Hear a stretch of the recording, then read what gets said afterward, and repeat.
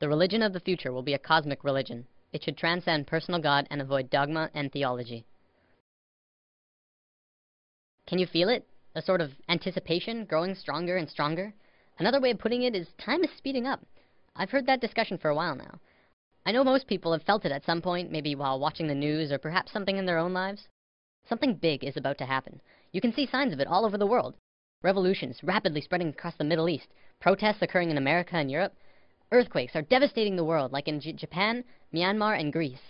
The global economy is failing so hard that it looks like we're looking forward into a global recession, the likes of which makes the 30s look like a cakewalk. Not to mention that if global warming doesn't put our planet into an ice age, we're going to kill ourselves from overpopulation for sure. And using the rate of doubling, we definitely don't have the resources to survive the way we are for maybe a little over 10 years. Yet, despite all of these things, we're about to learn something amazing. It's something that will transform the Earth into something completely different, something incredible and beautiful. Many people across the globe have learned about this, and they've applied it to themselves and witnessed marvelous changes. Others have dedicated their lives to talking about it, to teaching it. I'm someone who's still exploring it, and I want more people to talk about it with. Mind, body, spirit. This is the sacred trinity that allows us life on Earth. Without even one of these three, we could not function properly. Yet, in today's world, we only really truly understand two of the three. We have scientifically mapped the mind and the body. We understand next to every aspect about each of them. Yet, what do we really know about the spirit, the soul? What is it? Where does it come from? For centuries, religions have been the primary source for answers pertaining to the soul, but they're not concrete. Many different religions have a different answer and ideas about how things work on this level. Recently, however, a discovery was made, which led to new discoveries and further discoveries. These incredible insights went largely unnoticed by the global community, and while governments and secret services of the world acknowledge them, it wasn't something that really got to the masses. Today, this information is still slowly coming out, and I'm going to share it with you.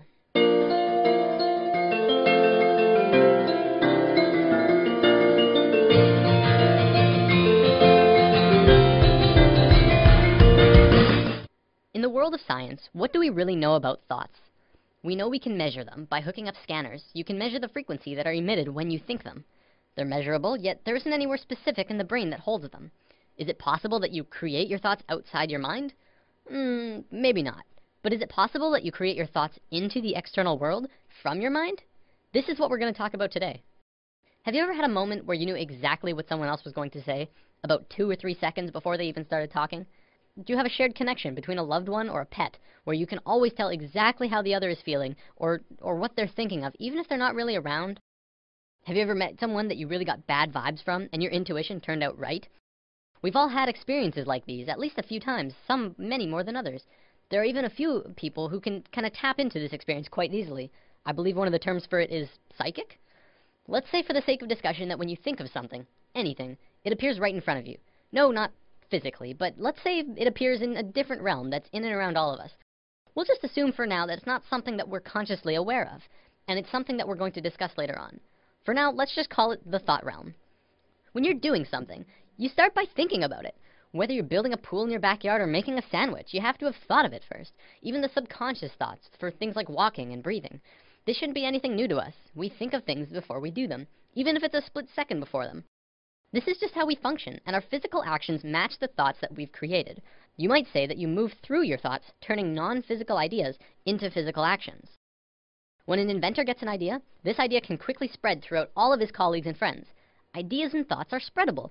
Multiple people can hold on to the same idea at once, allowing them to grow and develop further. In this scenario, don't think of thoughts as separate, but as a whole that everyone is latching onto. Of course, because we can't physically see this realm of thoughts, we can't tell exactly what the original idea was, only the interpretation that they describe using functions like speech and body language, as well as our own intuition, which is how thoughts connect to each other. Because of this, we add a bit of our own creation to the mix, our own spice, while still working towards the same common goal. A social gathering is another good example of this at work too. People gathering together because they share the same ideas, thoughts, and emotions as the rest of the people there. An example could be a college course on architecture. People interested in architecture would attend the course because they share the same interest mentally. This shouldn't be anything mind-blowing. It's our day-to-day lives, just from a different perspective. Even if you're using something that someone else made, you're still creating this experience for yourself. You manifested that iPad or house or whatever into your experiences. So with thoughts connecting with other thoughts comes our first big realization. This new understanding of how intertwined we truly are, we are not only connected in the physical realm, but in a mental and spiritual way as well. Up until recently, humankind has always understood simply that they were connected only through their physical being. We assumed that the conscious experience, as well as all of the thinking, was totally 100% isolated from the rest of everyone else. The fact is, we're not. We are so connected with each other, it's almost impossible to believe. Think about almost every creature on Earth. What do we really know about the bond that connects them? Geese are able to travel long distances, switching who flies in front like clockwork. Many fish swim in large schools, and we know that they don't have a form of verbal communication. Our pets are able to communicate with each other without speaking. Yet, it's like they know what each other are feeling and connect in a very amazing personal way. Almost every observable creature on Earth has this connection with at least their own species, if not others. We as humans are the next step in life, but that doesn't mean we don't have this connection. What's to say we're not also connected to each other in this way? We've been out of touch with ourselves for an incredibly long time now, and we are growing increasingly disharmonic. Now, thoughts being created are just the tip of the iceberg. The real interesting part comes when you look at emotions. Emotions are much more powerful than thoughts. Emotions pull on you. They control your actions. They guide you throughout your life. It's not your thoughts that control where you sit in a class or on a bus, but it's if you like that girl or you think that guy smells. When a couple is together, it's their emotions that keep them tethered. Same with if they're fighting, it's their emotions that break them apart. You watch TV shows that you enjoy. You hang out with friends because you have emotional bonds with them. Now, this applies on a smaller scale too. Do you ever have a morning where you wake up grumpy and stub your toe and think, oh, this is just going to be one of those days, and find that the entire day afterwards just goes terrible and just everything goes wrong? What about the days when you wake up excited and happy and ready to go? Your whole day is just excellent in all of the right ways. Even if something bad does happen, you're less affected by it because you're in such a good place emotionally. The reason these differences in how your day goes is because of your emotional state. People like to think the world will go on exactly the same without you, but it really won't. People interact differently with other people, and everyone would have a completely different experience if you were not there. Imagine this scenario. There's a bully in a playground who's looking for someone to beat on. There's kids playing sports, kids skipping rope, kids on the swings, and then off to the side there's one boy sitting in the grass watching the rest of everyone play. He doesn't feel like anyone else will want to play with him, so he sits apart from the group. The bully instantly knows where to go, and the circle of hurting begins. See, it's through the feeling of being vulnerable that you become vulnerable in the physical. If the boy had walked outside for recess and told himself, I can fit in, he would probably be playing sports right now. This applies to the bully as well. He didn't have anyone else to play with, probably because of some insecurity, mental, that led him to need to hurt others. He thinks he's doing good for himself by hurting the boy, except he's really just hurting himself long term. You can look into society and see a vast amount of evidence to support it too. The people who are most successful are those who talk most of success. Those who speak most of illness have it. Yes, illness is also a creation of yours. If you have a low immune system, it's because of you. Typically, we like to blame things on the virus going around or our own immune systems, but the way that we become susceptible to them is from inside, whether that there's some ongoing negative energy or some bad feeling that we allow into ourselves. We can heal ourselves also, but I'm going to save healing for another video. There's only one thing that becomes apparent from this understanding.